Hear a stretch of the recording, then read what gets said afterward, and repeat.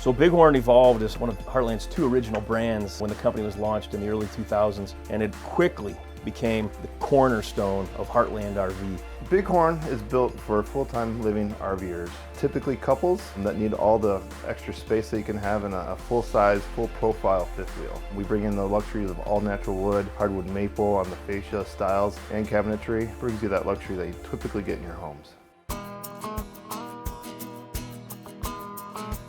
So when we think about standard features for the Bighorn brand, we like to have a blend of creature comforts and construction features. From a creature comfort standpoint, we really like to offer the chill aspects of electronics, television, charging station, and then we would love to offer some of the comfort features. A nice subtle backlit headboard, hidden storage in the armrests of the furniture downstairs, and gigantic picture windows wherever we can possibly put them.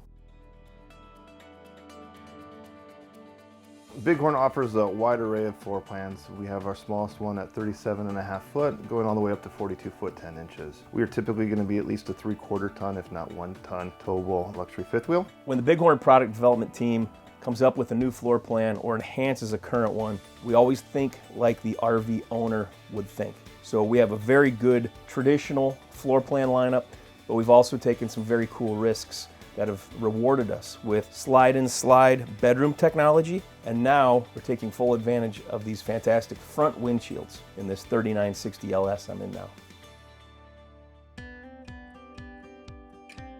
I really enjoy working for Bighorn and Heartland, representing the flagship of our company, Bighorn, just because of all the people I meet that buy these units and live in them full time, and the stories they tell of where they've been and places they've gone and people they've seen.